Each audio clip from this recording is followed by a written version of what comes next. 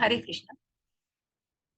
तर मग आपण होतो की हा जो शारीरिक, मानसिक आणि आध्यात्मिक दृष्टिकोनातून जो विचार केला गेला पाहिजे, कारण मनुष्य आहोत. मनुष्याकडनं मग मनुष्य इंद्रिय, जसं मी काल म्हटलं की प्रत्यक्ष भगवंत समोर येऊन उभी राहिले तरी आपली पात्रता नाही की आपली तितकी इंद्रिय सदोष आहेत.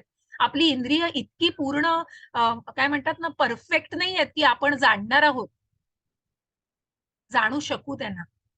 आणि म्हणूनच मग जे काही आपले चार सदोष ज्या गोष्टी, की मनुष्य हा भ्रमामध्ये असतो, मनुष्याची इंद्रिय सदोष आहे, मनुष्य हा कुठेतरी फसवला जाऊ शकतो, की चीटिंग कुठेतरी मनुष्याचं, आणि ह्या सदोष इंद्रियांबरोबर मग ह्या सगळ्या कुठेतरी फॅक्ट्स आहेत, कुठेतरी या खरी परिस्थिती, सत्य परिस्थिती आहे. आणि म्हणूनच या मनुष्याने विचार करताना मग गुरु, साधू आणि शास्त्र याला पडताळून ते आचरण करावं. कारण मग एखादी व्यक्ती की का मी मग काय आहे भगवद्गीता, म्हणजे भगवद्गीताच मी का जाणावी हो, कुठेतरी आपण दुसऱ्या अध्यायात सुरुवात, मग का मी कृष्णाने सांगितलेली मी का ऐकावं.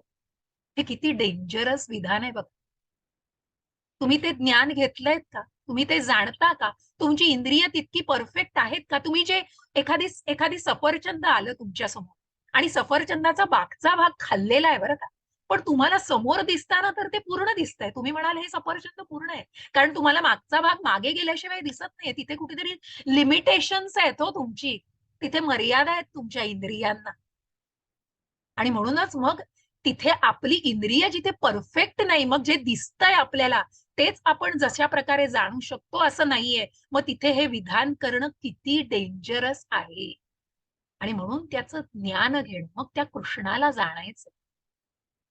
मग कृष्ण कोण आहे, जर या भगवद्गीतेला मग ज्या भगवंतांनी प्रत्यक्ष, मग इतर ज्या भागवताचं कथन आता भगवंतांनी सुरू केलेलं आहे, की मग जिथे भगवंतांबद्दल सांगितलं जातं, पण इथे भगवद्गीता ही प्रत्यक्ष भगवंतांच्या मुखकमलातून आलेला जो उपदेश आहे तो आपल्यापर्यंत जसाचा तसा पोहोचवलेला आहे, त्या गुरु परंपरेच्या साखळीतून आणि अखंडपणे, कुठेही खंड न करता अखंडपणे जो आपल्यापर्यंत आलेला उपदेश आहे तो निश्चितच प्रत्यक्ष त्याला त्याला जे काही आपण म्हणतो ना, की जे जे त्याच्यामध्ये वेट आहे, की त्याची कुठे तुलनाच नाही.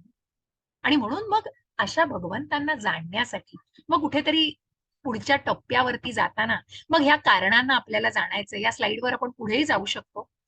आणि मग जसं मी म्हंटल की अर्जुनाला हे कळत नाहीये, ज्या आत्ताच्या मी ज्या श्लोकाबद्दल सांगितले त्या गोष्टी मी ऑलरेडी बोललीये. आता आपल्याला जाणायचंय की भगवंतांना जाणायचंय, मग कृष्ण कोण आहेत. मग या कृष्णाला एक एक समोर चित्र दिसतंय बघा, तुमच्या समोर एक चित्र ठेवली. आता मला सांगा बरं की या चित्रामध्ये तुम्हाला काय दिसतंय, काय दिसतं तुमच्या दृष्टीने. आता तुमच्या दृष्टीला, तुमच्या इंद्रियांना, तुमच्या डोळ्यांना काय दिसतंय समोर. एक पोपट पेरू खातोय. अगदी बरोबर, बस तेवढं दिसतंय. अजून काय दिसतंय चॅटमध्ये मला सांगा. झाडावर बसलाय तो. अगदी बरोबर. चॅटमध्ये इतर भक्त काही सांगू शकतील, त्यांचा त्यांचा फांदी दिसतीये बरं. आणि अगदी बरोबर, वसुधा माताजी खूप छान. आणि काय, अंजली माताजी धन्यवाद, खूप छान. असं ठीक आहे, ज्यांना संवाद साधताय खूप आनंद आहे. तर अशा या एक एक रस्ता आहे बरं का, आपण ड्राईव्ह वे ज्याला म्हणू, एक वाहन चालकाचा असा एक रस्ता आहे. त्या रस्त्यावरती चाललेलो आहोत, अथांग समुद्र दिसतोय. हा, ते पण आहे. अथांग समुद्र. समुद्र दिसतोय बघा, अथांग समुद्र आहे. अथांग समुद्रावरती तिथे कुठेतरी जर आपण उतरलो आणि त्या अथांग समुद्राच्या किनाऱ्यावरती जरा पुढे असतो आणि मग पुढे त्या समुद्र पुढे हो पुष्कळ, मग त्या किनाऱ्यावरती थोडं पुढे गेलो बरं का, तो किनारा दिसतोय. त्या किनाऱ्यावरती थोडस पुढे गेलो की काही हिरवी झाडं दिसतात. मग ती झाडं दिसल्यानंतर थोडस अजून पुढे गेलो तर त्या एक, मग ती जी झाडं आहे ती अजून कुठेतरी ठळक प्रकारे दिसते. आणि त्या झाडावरती पोपट बसलाय आणि तो तो ते फळ खातोय हे दिसतंय तुम्हाला, बरोबर. बघा, असंच जाणायचंय हो भगवंतांना, अशाच टप्प्यावर भगवंतांना जाणायचं. आणि असे हे जे भगवंत आपल्याला दिसतायत ना, मनमोहक हे जे भगवंतांचं रूप दिसतंय आपल्याला, श्याम सुंदर असं बाललील्यांचं असं बालरूप आहे भगवंतांचं. आणि म्हणून अशा या भगवंतांना प्रभुपादांनी खूप सुंदर तात्पर्यात उदाहरण दिलेलं आहे. भगवंतांना जाणताना मग आपल्याला 3 टप्पे भगवंतांनी सगळ्यांना स्वीकारलेलं आहे हो. मग ज्यांनी ब्रह्म म्हणून जाणलेलं आहे त्याच्या पुढचा टप्पा आहे परमात्मा आणि त्याच्या पुढचा टप्पा आहे भगवान प्रत्यक्षचे रूप आपल्याला दिसतंय, जे मनुष्य रूप ज्याच्याशी मनुष्य निगडीत ज्याच्याशी कुठेतरी संबंध प्रस्थापित होतो हो भगवंतांशी. असं हे मनमोहक श्यामसुंदर मनुष्य रूप ज्याचं भगवान रूप. परंतु मग ते ब्रह्मरूप काय आहे? तर ब्रह्मरूप ही एक शक्ती. कारण बऱ्याच लोकांना मग कुठेतरी वैयक्तिक रूप नाही, मग त्याला इम्पर्सनॅलिझम कुठेतरी अवैयक्तिक रूप जे असतं ते कुठेतरी कशा प्रकारे ते एक ती शक्ती आहे. मग बरेच मायावादी तर्कवादी तथाकथित जे काही ज्ञानी लोक असतात त्यांना ती एक शक्ती वाटत असते की भगवंत त्यांच्या शक्तीने आलेले आहेत आणि फक्त मग पृथ्वी तलावर येताना मनुष्य रूप घेत आहेत, परंतु ते पुन्हा एका शक्तीच आहे त्यांचं रूप म्हणजे. मग ते त्या रूपाला पूर्णपणे जाणू शकत नाही. कारण का? कारण कुठेतरी आध्यात्मिक टप्प्याच्या सुरुवातीला येतो. मग जसं हे ज्ञान पुढे जात आहे तसं त्या परमात्म्याला जाणतोय. तो जो परमात्मा आहे जो 4 भुजाधारी, मग शंख चक्र गदा कमळ असं जे हातामध्ये आहे, असं जे परमात्मा रूप आहे ते परमात्मा रूप बरेच जण जाणतायत. आणि ज्या परमात्म्याचा आपण अंश आहोत, मग पुढे जाऊन आपल्याला आज तेही जाणायचं की ज्या परमात्म्याचा आपण अंश, आपण जीवात्मा म्हणजे आपण मूळ आध्यात्मिकच हो.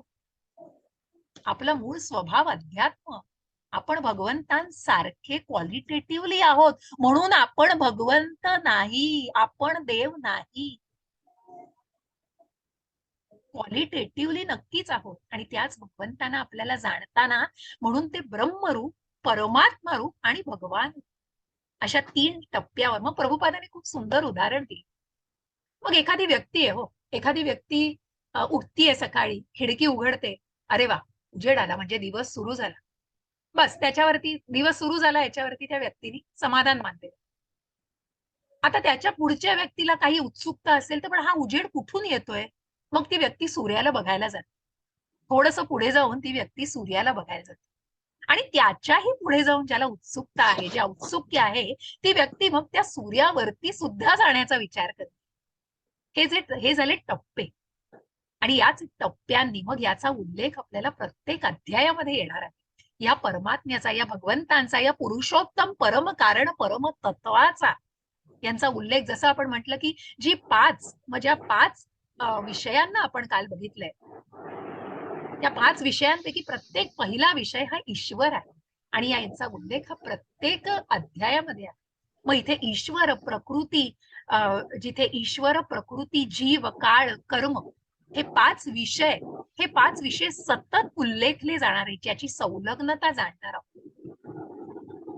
आणि अशा या भगवान रूपाला ज्यांचा ऐश्वर्याने परिपूर्ण नटलेले आहेत, मग ज्या पूर्ण विदस्य की काहीही पूर्ण खाली मागे राहिलं तरी ते पूर्ण आहेत, असे परिपूर्ण पुरुषोत्तम भगवान आहेत, जे सौंदर्याने परिपूर्ण आहे. उत्तम असं सुंदर असं मनमोहक जे श्यामसुंदर, ज्यांच्या कपाळावर मोराचं पीस आहे, हातात बासरी आहे. काय कमी आहे हो त्यांच्याकडे? तिन्ही लोकांचं आधिपत्य गाजवतायत असे श्रीमंत आहेत आणि प्रसिद्ध तर तिन्ही लोकात आहे. आणि सामर्थ्य तर आपण जाणतो, ज्याने एक आसुरांचा ज्यांनी वध केलेला आहे. बालपणापासून ज्या आपल्या मामाला कंसाला ज्यांनी मारलेला आणि अनेक आसुरांचा सुद्धा, ज्या दुष्ट प्रवृत्तींचा, ज्या आसुरी वृत्तीचा ज्यांनी नाश केलेला आहे. आणि जिथे ज्ञान आपण जाणतोच आहोत, आता हे ज्ञान तर आपल्यासाठी खुलं झालेलं आहे. असे ज्ञानाने परिपूर्ण, परंतु या सगळ्यापासून अलिप्त. सगळं आहे हो, सगळं आहे. सगळं भौतिक जग, आध्यात्मिक जग यांचीच निर्मिती आहे, पण त्याच्यापासून अलिप्त आहे. संन्यासी वृत्ती आहे, याच्याशी कुठलाही त्यांचा संबंध नाही. पद्मपत्र मीमांसा. बस. आणि म्हणूनच तिथे कुठेतरी ती अलिप्तता आहे. कुठलाही प्रभाव नाहीये या भौतिक जगताचा भगवंतांवर. सगळ्याची निर्मिती केली आहे. या जीवाला पण निर्मिती करून ball is in your court, you have to decide. परंतु ती इच्छा जी आहे ना, ती इच्छेची सूड भगवंतांनी देऊन ठेवलेली आहे मनुष्याला. आणि म्हणून असा 84 लक्ष योनीतून फिरतोय मनुष्य. कारण तो अध्यात्म, कारण त्या आत्म्याला अजून, त्या आत्मसाक्षात्काराला अजून जाणायचं. तर ते आपण पुढे आज जाणतो आहोत. मी खूप पुढे जाणार नाही, परंतु मी स्वतःला आवरतीये आणि खूप टप्प्याटप्प्याने तुम्हाला नेतीये. तर असं हे पहिल्या कारणाला आपण आज जाणणार आहोत. मग ज्या अर्जुनाला वाटतंय की त्याच्या मनामध्ये करुणा दाटून आलेली आहे, आपल्याच भावंडांशी आपण कसं हो युद्ध करायचं? माझ्याच पितामहांशी, माझ्याच गुरूंशी मी कसं काय युद्ध करायचं? मग तिथे भगवंत सांगतायत, देहिनोऽस्मिन् यथा देहे कौमारं यौवनं जरा तथा देहांतर प्राप्तिर्धीरस्तत्र न मुह्यति. हरे कृष्ण माताजी. हरे कृष्ण. ज्याप्रमाणे देहधारी आत्मा अविरतपणे या देहात लहानपणापासून तारुण्यातून म्हातारपणात असतो, त्याप्रमाणे मृत्यूनंतर जीवात्मा दुसऱ्या देहामध्ये प्रवेश करतो. अशा स्थित्यंतरामुळे धीर मनुष्य गोंधळून जात नाही. हरे कृष्ण. हरे कृष्ण माताजी. भगवंत सांगतायत की मग ज्या भगवंतांनी ज्ञानाला सुरुवात केलेली आहे, कारण की मग तू जो काही विचार करतो आहेस तसं नाहीये हे तू जाणून, ज्या देहधारी भावनेशी तू निगडीत आहेस, तो देह एक वस्त्र आहे मनुष्याचं. आता मला सांगा, पाण्यात पडला जर एखादा माणूस, तर तुम्ही त्याचे कपडे वाचवाल का त्याला वाचवाल हो? सांगा मला चॅटमध्ये. त्या मनुष्याला वाचवायला जाल का त्याच्या कपड्यांना वाचवायला जाल? त्याला वाचवलं तरच कपड्याला अर्थ आहे. अगदी बरोबर माताजी, अगदी बरोबर. हरे कृष्ण. आणि म्हणूनच मग जिथे आपण त्या त्या जीवाला वाचवायला जातो, आणि तसं या जीवाला, या जीवाने धारण केलेलं हे देह हे एक वस्त्र आहे. आणि म्हणूनच ज्याप्रमाणे हा देहधारी आत्मा, या आत्म्यालाच जाणायचंय. जे चैतन्य आहे शरीरामध्ये हे आत्म्याने आहे, आणि हा आत्मा अविरतपणे या देहामध्ये बालपणापासून ते तारुण्यापासून ते वार्धक्यापर्यंत या आत्म्याचा प्रवास चालू असतो. अविरतपणे हा आत्मा त्या शरीरामध्ये प्रवास करत असतो. आणि जेव्हा हे शरीर जीर्ण होतं, जसं आपण कपडे बदलतो त्याप्रमाणे ते शरीर टाकून तो आत्मा दुसरं शरीर धारण करतो, ज्याला मनुष्य मृत्यू असं संबोधतो. आणि म्हणूनच मृत्यूनंतर हा जीवात्मा दुसऱ्या देहामध्ये प्रवेश करतो. परंतु अशा स्थित्यंतरामुळे मग हा जो प्रवास चालू आहे, मग जो मनुष्य या देहधारी भावनेशी निगडीत आहे, कारण जो अर्जुन, मग अर्जुन आणि भगवंतांमध्ये अर्जुन गोंधळून का गेलेला आहे? कारण कुठेतरी तू देहधारी भावनेशी निगडीत आहेस. तुझी ही जी शस्त्र आहेत यांनी तू जे मारणार आहेस, तू देहाला मारणार आहेस, पण तू या आत्म्याला काहीही करू शकत नाहीस.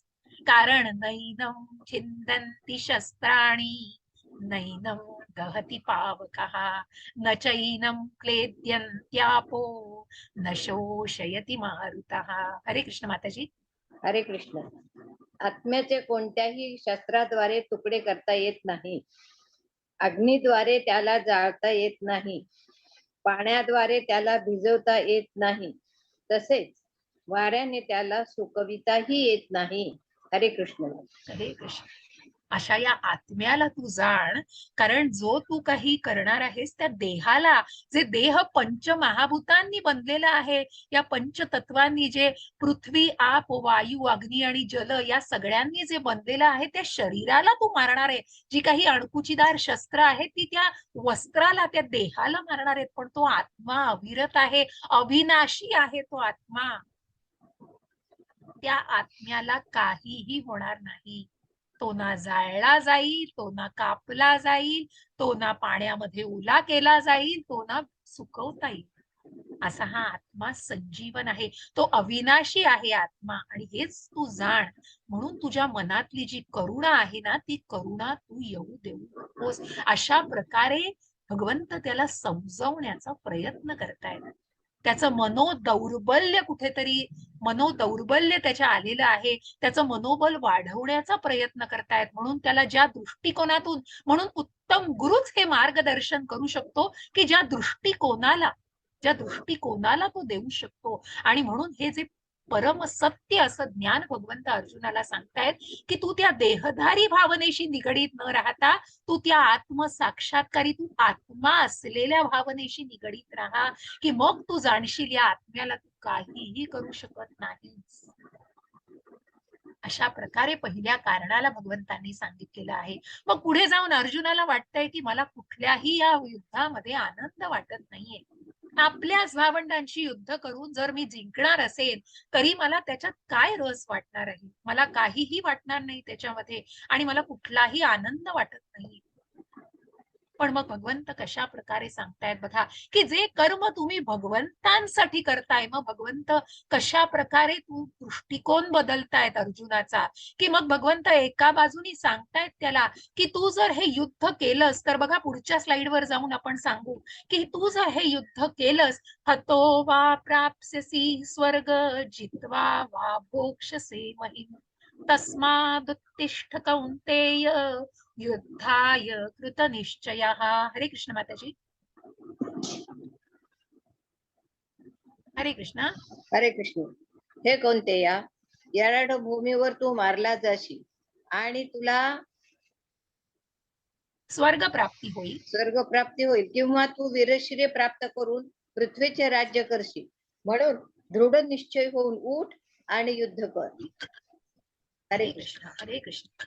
बघा एक गुरुच हे करू शकतो जो 360 अंशातून त्या गोष्टीचा विचार करू शकतो, जो त्याचा दृष्टिकोन कशा प्रकारे बदलतोय की तू हे युद्ध केलंस तरी तू जिंकलास तर तुला पृथ्वीवर राज्य करायचंय आणि तू हरलास, तू जरी ठार मारला गेलास तरी तुला स्वर्ग प्राप्ती होणार आहे, जिथे तुला सुखच उपभोगता येणार आहे, कारण तू कुठेतरी धर्माच्या बाजूनी तू पुण्यकर्माने बाजूनी लढतोयस.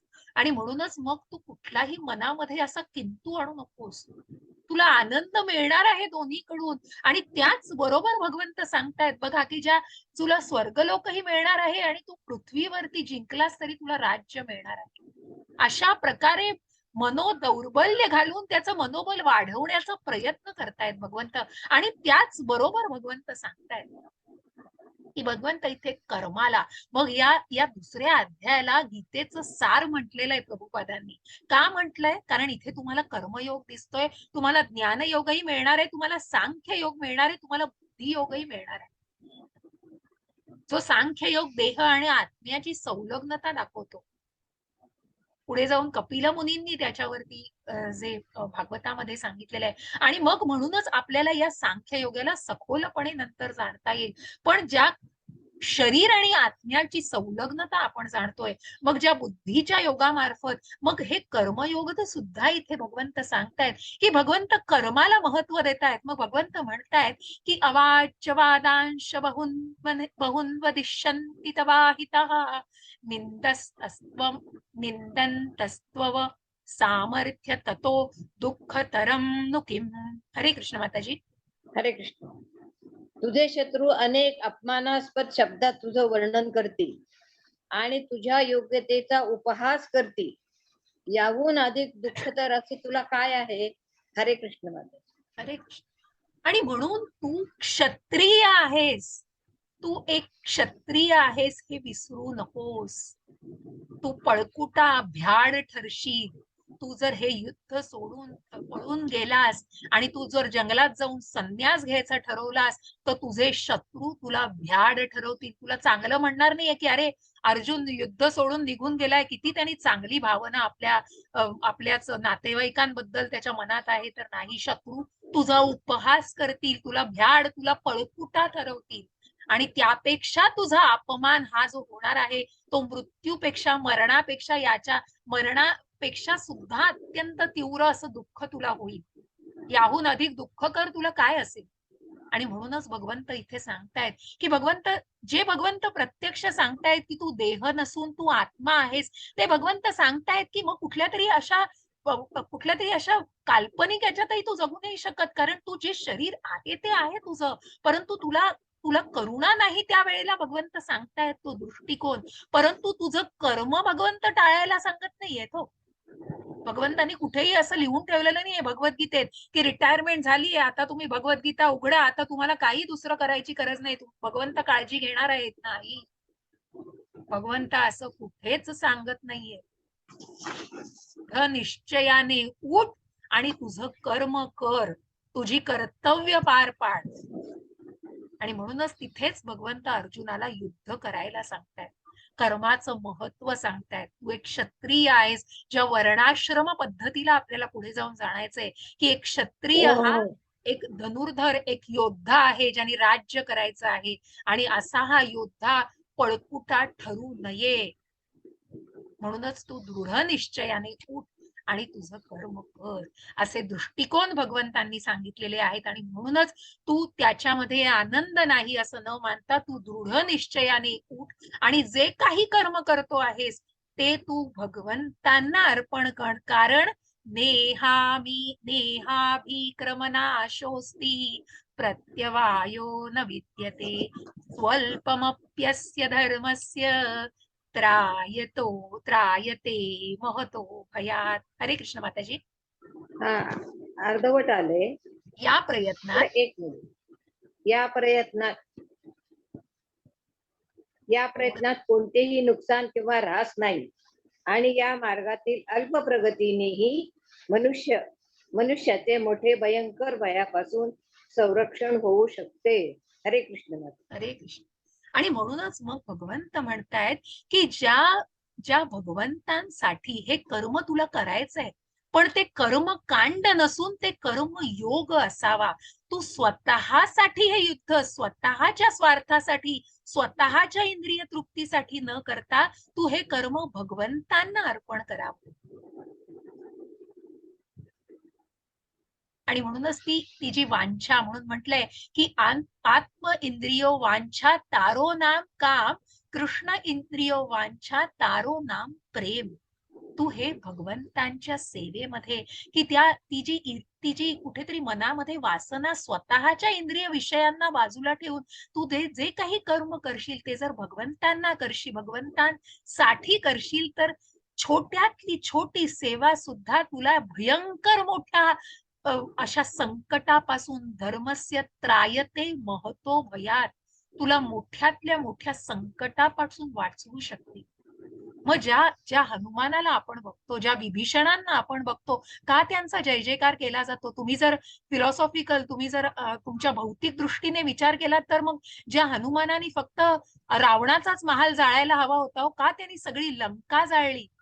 तिथे तुम्ही कुठेतरी निषेध कराल, परंतु मग ती भौतिक दृष्टीतून चुकीचं असलं तरी एका आध्यात्मिक माध्यमातून, आणि ज्यांनी भगवंतांसाठी तो निषेध दर्शवलेला आहे, ज्या रावणाने जे पापी कृत्य केलेलं, ज्या परस्त्रीवर त्यांनी चुकीची दृष्टी ज्यांनी टाकली होती, त्याला ती कुठेतरी अद्दल होती आणि त्याच्या विरुद्ध तो निषेध व्यक्त केलेला, असा भगवंतांच्या सेवेमध्ये केलेलं ते कर्म होतं. आणि म्हणूनच ती भगवंतांची, आणि म्हणूनच त्या हनुमंतांचा जय जयकार केला. ज्या विभीषणांनी प्रभू रामचंद्रांना मदत केलेली आहे, आपल्या भावापासून ज्यांनी विरुद्ध असं सांगितलं, कारण कुठेतरी त्या रावणाला अद्दल घडणं, तो रावण म्हणजे कुठेतरी आसुरी वृत्तीचा नाश होणं हे गरजेचं होतं. आणि म्हणूनच मग त्या त्रायते महतो भयात, कारण की ती जी सेवा केलेली होती ती भगवंतांसाठी. अशी सुंदर अशी पुराणात गोष्ट आहे हो. एक उंदीर मामा तुम्हाला दिसतोय, ज्याला चेरी आवडत असते खायला, आणि मग तो चेरी खातो, पण त्याची भूक भागत नाही हो, म्हणून तो ते अजून अन्नाच्या शोधामध्ये फिरत असतो. अन्नाच्या शोधात फिरताना तिथून तो देवळाच्या समोरून जात असतो. त्या देवळामध्ये एक त्याला एक दिवा मिळमिळता दिसतो, आणि त्या दिव्याची जी ज्योत असते ना, ती दिव्याची ज्योत त्याला चेरी प्रमाणे भासते. आणि म्हणून त्याला वाटतं ही कुठेतरी आपल्यापासून लांब जातीये की काय, म्हणून तो त्या दिव्याच्या जवळ तिथे जातो आणि ती वात विझू नये म्हणून त्या गरम तेलामध्ये उडी मारतो हो तो. हे सगळं दृश्य घडतंय भगवंतांसमोर, भगवंतांच्या मूर्तीसमोर. मग काय भगवंतांनी यापासून काय, की माझ्या त्या वातीला, मग भगवंतांसमोर राहिलेल्या त्या दीपाला विझू नये म्हणून त्या उंदराने आणि ते गरम तेलामध्ये मृत्यू पावतो हो तो उंदीर, पण त्याला मोक्ष मिळतो. मग तो मोक्ष का मिळतो? कारण भगवंतांच्या दृष्टिकोनातून त्यांनी ती केलेली भगवंतांची सेवा आहे. त्यांनी त्या विजत्या दिव्याला कुठेतरी विजताना कुठेतरी थांबवलंय, आणि कुठेतरी ते न विझू अशासाठी प्रयत्न केलाय, विझू नयेत यासाठी. आणि म्हणून ती भगवंतांसाठी केलेली सेवा आहे. तिथूनच मोक्ष मिळालेला आहे त्या उंदराला. आणि म्हणूनच असं हे जे तू पाप मानू नकोस. तू जे काही करतो आहेस ते पापी भावनेने करत नाहीयेस. तू ते भगवंतांसाठी केलेलं कर्म आहे. ते कर्म योग आहे आणि म्हणूनच तू ती सेवा आहे भगवंतांसाठी केलेली. तू जे कर्म करशील ते तू मला अर्पण कर. प्रत्यक्ष भगवंत सांगताय. अशा प्रकारे या तिसऱ्या कारणाला भगवंतांनी उत्तर दिलंय आणि मग भगवंत म्हणतायत ज्या चौथ्या कारणाला मग आपल्याला पारिवारिक परंपरेबद्दल उद्याच्या अध्यायामध्येही जाणायचंय, जिथे आपल्याला कर्मयोग हे जे विहित कर्म प्रत्येकाने जर आपलं विहित कर्म आपलं कर्तव्य योग्य प्रकारे पार पाडलं तर कुठेतरी अवास्तव लोकसंख्येला होणार नाही. जे प्रत्यक्ष भगवंत आपल्या स्वतःच्या उदाहरणातून सांगतायत की एखादी आदर्श व्यक्ती, मग कुटुंबामध्ये आदर्श व्यक्ती का म्हटलं जातं, कारण त्या आदर्श व्यक्तीला समोर ठेवून त्याचं आचरण अनुसरण केलं जातं. त्याचं अनुकरण नाही, त्याची कॉपी न करता त्या त्या उपदेशांना अनुसरलं जातं आणि म्हणूनच त्या आदर्श व्यक्तीच्या पावलावर पाऊल ठेवून त्याचं अनुसरण केलं जातं. आणि प्रत्यक्ष भगवंत मग त्यांना काय करायची गरज होती हो, ज्यांनी कर्म मग त्यांनी एक आज्ञा केली असती तर असंख्य गोष्टी घडल्या असत्या, परंतु ते कुठल्याही त्या गोष्टीला अपवाद नव्हते आणि म्हणून प्रत्यक्ष भगवंतांनी आपलं उदाहरण समक्ष की ज्या ज्या ज्या आपल्याला दिसतंय की ज्या करंगळीवरती ज्यांनी गोवर्धन पर्वत 7 दिवस 7 रात्र उचलून धरला, हे तुम्हा आम्हाला जमणं शक्य आहे का हो? जे तथाकथित अनुकरण करणारे सांगतात की मग आम्ही देव आहोत. अहो, ज्या शिवांनी समुद्र मंथनाच्या वेळी विष प्राशन केलं, ते विष प्राशन एक थेंब विषाचा गेला तर मनुष्य मृत्यू पावतो हो. तिथे कुठे दैवी दैवी शक्ती आमच्यामध्ये हे तथाकथित बोलूगिरी करणारे आपण आजकाल खूप अशा गोष्टी या भौतिक जगतामध्ये ऐकतो आणि म्हणून मग ती भगवंतांच्या स्वभावाचे आपण आहोत, आध्यात्मिक आहोत, परंतु म्हणून त्याचं अनुकरण नाही करायचंय. ज्या गोवर्धन पर्वत ज्या बालवयामध्ये वयाच्या 7व्या वर्षी ज्याने उचलून धरलेला आहे, ते तुम्हा आम्हाला जमू शकेल का हो? ते फक्त भगवंतच करू शकतात. आणि म्हणून ते अनुकरण न करता ते अनुसरण, जसं भगवंत अर्जुनाला सांगतायत की तू युद्ध करायचे, तुझं पळकुटेपणा केला असतं, तुझ्याच पक्षातली लोक सुद्धा तेच संबोधतील, का रे आमचा राजाच पळून गेला, आमच्याच पक्षातला व्यक्ती पळून गेले, तर मग आम्ही कशाला करायचं. ही जी भावना आहे ना, ही अत्यंत महत्वाची आहे. आणि म्हणून प्रत्यक्ष भगवंतांनी त्यांच्या उदाहरणांनी सांगितलंय की मी माझे विहित कर्म पूर्ण केलेत, नाहीतर मी जर ते केले नसते तर मी कुठेतरी अवास्तव लोकसंख्येला कारणीभूत ठरलो असतो, की ज्याचा शांततेचा विनाशक ठरलो असतो. आणि म्हणून वर्ण शंकर नसून वर्णाश्रम पद्धतीची भगवंतांनी की कुठल्याही धर्माने नाही, कुठल्याही जन्माने नाही, तर गुणकर्मांनी भगवंतांनी विभागणी केलेली आहे, जी आपण बघतो ब्राह्मण, क्षत्रिय, शूद्र आणि वैश्य, की भगवंतांनी गुणकर्मांनी विभागणी केली. हे सगळं तुम्ही आम्ही आणलंय हो, राजकारण, धर्म आणि तुमचा धर्म आमचा धर्म, असे आहोत तसे आहोत, हे सगळं आपलं कियेकर. पण भगवंतांनी वर्णांनी गुणांनी केलेली आणि म्हणून त्या गुणकर्मांनी ती विभागणी केलेली आहे. कोणीही कमी लेखलं नाहीये. मग मग पुढे जाऊन हेही सांगितलं की प्रत्येक जण भगवंतांना प्राप्त करू शकतोय, भगवंतांची ती शक्ती, भगवंतांचा स्वभावाला प्राप्त करू शकतोय आपल्या विहित कर्मांनी, जे आपल्याला उद्या जाणायचं. मग ज्याचं कारण म्हणून इथे लिहिलंय 3.24 तुम्ही बघाल. म्हणून उद्याही मी याचा थोडासा उल्लेख करेन. हे सगळं मनामध्ये साठलेलं आहे अर्जुनाच्या. हे सगळे विचार कुठेतरी त्याच्या बुद्धीला फाटे फोडतायत हो. जो अर्जुन की जेव्हा त्याला विचारलं द्रोणाचार्यांनी की तुला समोर काय दिसतंय, इतर अनेक शिष्यांनी वेगवेगळी उत्तरं दिलेली आहेत, परंतु अर्जुनाने जो अत्यंत उत्तम धनुर्धर, ज्यांचा लाडका शिष्य, त्यांनी सांगितलं की मला समोर फक्त पक्षाचा डोळा दिसतो. असा अर्जुन का झाला होता असमंजस? कारण कुठेतरी त्याच्या बुद्धीला फाटे फुटलेले. तर ते कसे? व्यवसायात्मिका बुद्धी रेकेह कुरुनंदन बहुशाखायनंतांश बुद्ध्यो व्यवसायिना. हरे कृष्ण माताजी. हरे कृष्ण. जे या मार्गावर असतात त्यांची बुद्धी दृढ निश्चयी असते आणि त्यांचे ध्येयही एक असते. हे प्रिय कुरुनंदन, जे डळमळीत वृत्तीचे असतात त्यांच्या बुद्धीला अनेक फाटे फुटलेले असतात. हरे कृष्ण. हरे कृष्ण. कारण तू आत्ता तुझ्या बुद्धीला फाटे फुटले, तुला मनामध्ये करुणा दाटून आलीये, तुझ्या मनामध्ये हा विचार येतोय, मी असं केलं तर काय होईल, अशा प्रकारे तुझी बुद्धी आत्ता व्यवसायात्मिक नसून तुझी अव्यवसायात्मिक बुद्धी आहे. आणि म्हणून कुठेतरी तू डळमळीत झालेला आहे. म्हणून ज्यांची बुद्धी दृढनिश्चयी असते, ज्या ज्या दृढनिश्चयी अशा व्यक्तीचं आपल्याला उदाहरण आणि त्यांना जाणायचं आहे, तेच प्रश्न पुढे जाऊन अर्जुन विचारतोय. त्यांचं ध्येय एकच असतं, मग फोकस्ड असतात त्या व्यक्ती, डिटर्मिंड असतात कुठेतरी, आणि असे ध्येय असलेली व्यक्ती मग त्याच्या ध्येयाला पूर्ण करूनच सोडते. आणि म्हणूनच मग त्या अर्जुनाला पटलेला प्रश्न बघा. मग अर्जुन भगवंतांना म्हणतोय, हरे कृष्ण माताजी. हरे कृष्ण. अर्जुन म्हणाला, हे कृष्ण, ज्यांची भावना अशी समाधिस्थ झाली आहे त्याची लक्षणे काय आहेत? तो कसा आणि कोणत्या भाषेत बोलतो? तो बसतो कसा आणि चालतो कसा? हरे कृष्ण. हरे कृष्ण. आणि म्हणून मग या 2.55 ते 72 मध्ये आपल्याला त्या स्थिता धीर मुनी, की ज्याची बुद्धी, ज्याची निष्ठा, ज्याची श्रद्धा इतकी दृढ कशी काय झालेली आहे, ती व्यक्ती कशा प्रकारे चालते, बोलते, वागते, बसते, काय कशी आचरण करते ती व्यक्ती, अर्जुनाला जाणायचंय. कारण त्याचं मन कुठेतरी विषण्ण झालंय, त्याला असमंजसपणा आलेला आहे. भगवंत सांगतायत, ज्याचा निश्चय दृढ आहे तो असा असमंजस होणार नाही. आणि म्हणून मग भगवंत म्हणतायत, श्री भगवान वाच प्रजहाती यदा कामान सर्वान पार्थ मनोगतान आत्मन्येवात्मना तुष्टः स्थित प्रज्ञस्तदोच्यते. हरे कृष्ण माताजी. हरे कृष्ण. परम पुरुष भगवंत म्हणाले, हे पार्थ, जेव्हा मनुष्य मानसिक उपजातून उत्पन्न झालेल्या सर्व प्रकारच्या इंद्रिय इच्छांचा त्याग करतो आणि जेव्हा त्याच्या मनाला एकांतातच समाधान मिळते, तेव्हा तो शुद्ध दिव्य चैतन्यात असतो असे म्हणतात. हरे कृष्ण. हरे कृष्ण माताजी.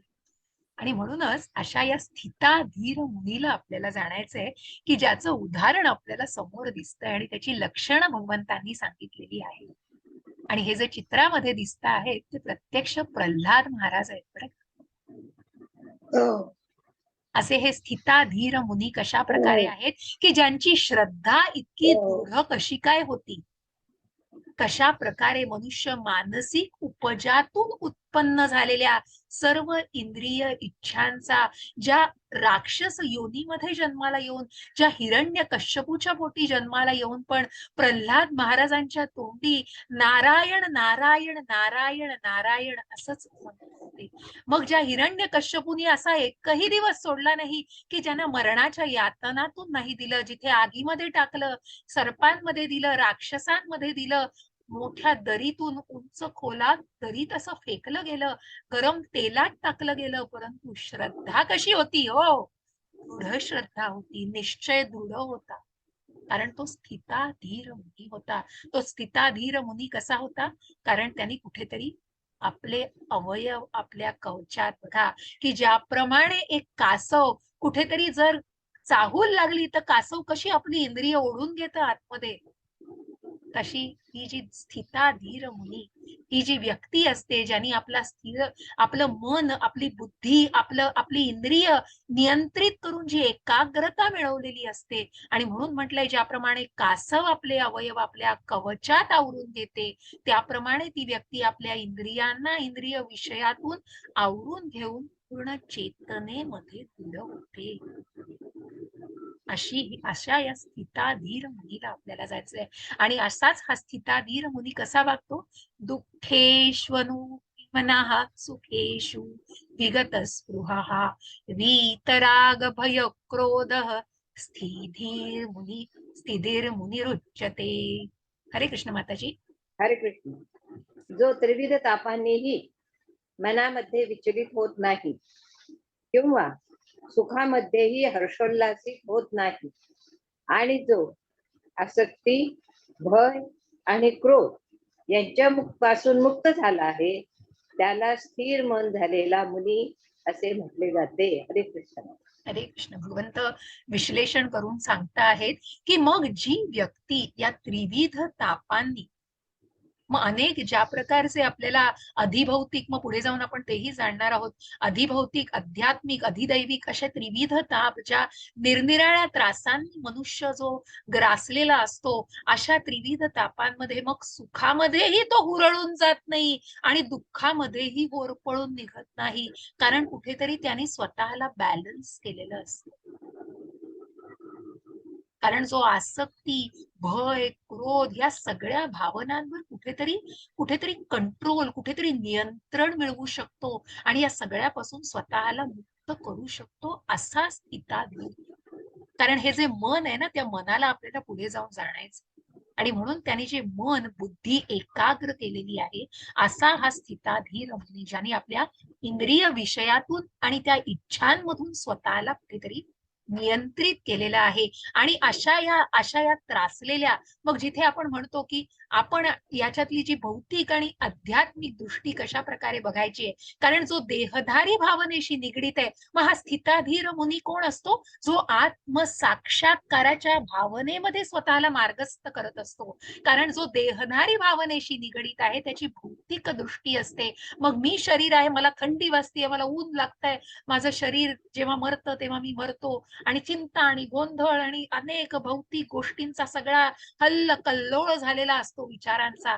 ज्याप्रमाणे उष्ण, थंडी, हिवाळा, उन्हाळा असे जे ऋतू बदलत असतात, परंतु परंतु जो आत्मसाक्षात्कारी भावनेमध्ये आहे, ज्याने मन बुद्धी एकाग्र करून या इंद्रिय विषयातून स्वतःला आवरून घेतलेला आहे, आणि जो ज्याचा आत्मा, मग ज्याचे विषय काय, त्याचं त्याचं त्याचं विचार करण्याची प्रवृत्ती कशी आहे, तर त्याचा आत्मा आंतरिक आहे. आणि म्हणूनच मग आध्यात्मिक दृष्टिकोन, कारण मग त्याला माहिती आहे की तो आत्मा अविनाशी आहे, मी शरीर नसून मी आत्मा आहे. हे शरीर कुठेतरी खूप काय म्हणतो ना आपण त्याला, शरीराला शरीर म्हणणार आहे, शरीराला त्याग होणार आहे, हा क्षणभंगूर सुख आहेत सगळी, परंतु मग जो जो हा आत्मा आहे तो मात्र निश्चितच अविनाशी आहे. तो कुठे कापला जात नाही, जाळला जात नाही, ओला केला जात नाही किंवा वाढवला जात नाही. आणि म्हणूनच हा आध्यात्मिक दृष्टिकोन, हा आत्मसाक्षात्कारी विचार त्याच्या मनामध्ये आलेला असतो आणि तो संपूर्ण चैतन्याने व्यापलेला असतो, आणि म्हणूनच तो कुठेतरी स्वतःवरती तो नियंत्रण मिळवू शकतो. अहो, हे सगळं कळतंय हो आता, हे सगळं कळतंय आम्हाला. सीताधीन मुनी कोण आहे, अर्जुनाने विचारलं की मग तो कसा चालतो, कसा बोलतो, भगवंतानी ते उदाहरणे दिलंय, भगवंतांनी अगदी योग्य प्रकारे समजून सांगितलंय, हे सगळं करतोय, पण वळत नाही हो कुठेतरी. ते का वळत नाही? 10 पावलं पुढे जातोय, पण पुन्हा 5 पावलं मागे येत. का येतोय? कारण कारण भगवंत सांगतायत, सगळ्यात मोठा जो शत्रू, उद्याही आपण तेच जाणणार आहोत, आणि कशा प्रकारे ही वासना आहे, वासना कशी आहे. ध्यायतो विषयान् संगस्तेषुपजायते, संगात सजायते कामः, कामात क्रोधोऽभिजायते. हरे कृष्ण माताजी. हरे कृष्ण. इंद्रिय विषयांचे चिंतन करताना मनुष्याची त्या विषयाची आसक्ती वाढत जाते आणि अशा आसक्तीतून काम उत्पन्न होतं आणि कामापासूनच क्रोधाचा उद्भव होतो. हरे कृष्ण. हरे कृष्ण. ही जी वासना आहे ना, आणि म्हणून भगवंत सांगतायत की सगळं कळतंय, वळत का नाहीये, कारण कुठेतरी मनुष्य अडकलेला आहे या बंधनांमध्ये, आणि ती वासना, मग प्रभुपादाने खूप सुंदर तात्पर्यामध्ये उदाहरण दिलं. एक एक मुलगा मुलगी आहे, एकमेकांना, त्या मुलीला त्या मुलाविषयी वाटणारी थोडीशी आसक्ती, मग कुठेतरी या मुलाचं मला हे आवडतंय, हे वागणं आवडतंय, इतक्यापर्यंत नाही, मग पुढे जाऊन त्याची आसक्तीत रूपांतर, मग त्या आसक्तीचं रूपांतर कधी वासनेत होईल याची तुम्हाला कल्पनाही येत नाही हो. आणि त्या आसक्तीचं रूपांतर कामवासनेत होतं, आणि मग ती कामवासना इतकी कुठेतरी या थराला जाते की मग त्याचा क्रोधामध्ये रूपांतर होतं. कारण मग कुठलीही, मग ती कामवासना, मग कुठेतरी द्रव्य मिळवायची असो, एखाद्या त्या स्त्रीपासून सुख मिळवायचंय, मग कुठल्याही गोष्टीपासून ती जर मिळत नाहीये, तर मग त्याचं रूपांतर होतं क्रोधामध्ये, आणि म्हणूनच हा कामापासून त्या क्रोधाचा उद्भव होतो. म्हणून ती आसक्ती, आसक्तीतून वासना, वासनेतून काम वासना, काम वासनेतून क्रोध उत्पन्न होतो. आणि हाच क्रोध पुढे काय नाश करतो बघा बुद्धीचा. क्रोधात भवती सम्मोहा, सम्मोहात स्मृतिविभ्रमः, स्मृतिभ्रंशात बुद्धिनाशो, बुद्धिनाशात प्रणश्यती. हरे कृष्ण माताजी. हरे कृष्ण. क्रोधापासून संमोह निर्माण होतो आणि भ्रमंती होते, भ्रमित होते. जेव्हा स्मृती भ्रमित होते तेव्हा बुद्धिनाश होतो आणि बुद्धिनाश होतो तेव्हा मनुष्याचे पुन्हा भौतिक अधःपात पतन होते. हरे कृष्ण. हरे कृष्ण. मग काय होणार? क्रोध. मग क्रोधाला आवर्त घालता येत नाहीये, कारण क्रोध कुठेतरी मोहाने आलेला आहे. मग क्रोध निर्माण झाल्यानंतर ती गोष्ट मला पाहिजेच, कसंही करून मला ती मिळाली पाहिजे. आणि मग ते करण्यासाठी मला काही का केलं जावी ना. मग त्याच्यासाठी भ्रमित मन इतकं होतं की कुठलाही मार्ग मी अवलंबला तरी चालेल, मला ते प्रमोशन मिळालंच पाहिजे. मग ती कुठलीही वासना असू दे हो, मला त्या पट्टीपर्यंत जायचंय, मला काही का करायला लागेना, कुठे का कॉम्प्रोमाइज करायला लागेना, पण मला ते करायचंय.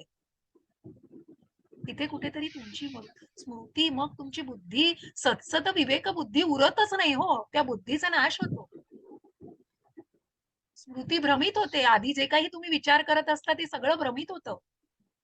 आणि म्हणून बुद्धिनाश होऊन मग त्या मनुष्याचं अधःपतन होतं, ज्याचं भौतिक जगतामध्ये किती उदाहरणं आपण बघतो. मग ज्याचा अगदी सुंदर असा अमृतासारखा रस्ता असतो, पण त्याचा शेवट मात्र विषातच होतो. कारण सगळं छान छान छान छान असतं. आणि म्हणूनच मग हे जे जाणणं किती महत्वाचं आहे, कारण या इंद्रिय वस्तूंची वासना, इंद्रिय वस्तूंची आसक्ती, ही आसक्ती कुठेतरी वासनेत जातीये, वासना कुठेतरी क्रोधाला निर्माण करतीये, क्रोध कुठेतरी भ्रमाचा निराश करतोय, भ्रमनिराश, आणि भ्रमनिराश कुठेतरी स्मृतीचा भ्रमनिराश, कारण ती स्मृती विसरली जातीये. आधी आपण जे काही विचार करत असतो ते कुठेतरी क्षणात विसरलं जाते आणि त्या बुद्धीचा नाश होतोय हो. त्या बुद्धीचा नाश होऊन पतन होतंय मनुष्याचं. मनुष्य घसरतोय, खाली घसरतोय. मग त्या घसरण्याला काही लिमिटच राहत नाही, कारण कुठेतरी ती पातळीच घालवतो ना मनुष्य, आणि मग ती कुठेतरी पतनाला जातो. मनुष्य त्या वाटेवरती घसरला जातो. परंतु जी व्यक्ती स्थिताधीर मुनी आहे, ज्या प्रभुपादांना आपण बघतोय समोर, मनामध्ये फक्त खिशात 40 रुपये होते हो फक्त, पण मनात काय होतं? कृष्ण भावना. अहो काही सोपं नव्हतं हो. त्या त्या जलदूतावर 3 हार्ट अटॅक, ज्यांना 2 हार्ट अटॅक येऊन गेले, आणि त्या सगळ्या इतक्या भयंकर अशा परिस्थितीतून ते जात होते आणि त्या सगळ्या संकटांना तोंड देत होते, पण फक्त मनात कृष्ण भावना होती, की ज्या गुरूंची आज्ञा शिरसावन्न मानून त्या जलदूतावरून प्रवास करून तिथे गेले, तरी कोणी त्या पोटवर आणायला आलेलं नव्हतं हो, एकटे होते प्रभुपाद. परंतु कृष्ण होता बरोबर. कृष्ण भावना मनात होती आणि ती प्रत्येकाच्या मनामध्ये रुजवायची होती हो त्यांना. ते एकच ध्येय होतं, तू पुस्तक लिही, छाप, आणि आणि त्या छापून प्रत्येकाच्या मनात ही कृष्ण भावना तू मनामध्ये निर्माण कर. आणि म्हणूनच ज्यांना कुठल्याही, मग अहो तुम्ही आम्ही उभे राहू शकणार नाही अशा बोस्टन सारख्या ठिकाणी त्या वस्तीमध्ये प्रभुपाद वावरलेले आहेत. त्या हिप्पी लोकांमध्ये ज्या अंमली पदार्थांच्या आहारी गेलेले आहेत, अशा वस्तीमध्ये जाऊन वावरलेले आहेत. परंतु आसक्ती, अनासक्ती या सगळ्याच्या पलीकडे जे गेलेले होते हो, या सगळ्यापासून जे मुक्त झालेले, स्वातंत्र्याच्या नियामक तत्वांनुसार इंद्रियांना नियंत्रित करण्यामध्ये ज्यांनी समर्थता मिळवलेली होती आणि ज्यांनी पूर्णपणे विजय मिळवलेला होता त्याच्यावरती, अशा या मनुष्याला खरोखर त्या प्रभुपादांना साष्टांग दंडवत, आणि असा हा मनुष्य निश्चितच भगवंतांची कृपा प्राप्त करू शकतो. असा हा स्थिताधीर मुनी म्हणजे प्रत्यक्ष श्रीला प्रभुपाद आहे. असा हा द्वितीयोध्याय समाप्त होतो इथे. ज्या सगळ्या वर्णनांनी तुम्हाला प्रभुपादांनी खूप सुंदर तात्पर्यामध्ये अजून वर्णन दिलंय. मी खूप खूप स्वतःला आवर घालून खूप संक्षिप्त स्वरूपामध्ये तुम्हाला सांगितलेलं आहे, पण तुमच्यापर्यंत ते सार पोहोचवण्याचा प्रयत्न केलेला आहे. तर कुणालाही काही, मी आता शेअरिंग थांबवते आणि रेकॉर्डिंग थांबवते. कुणालाही काही प्रश्न असतील तर मला नक्की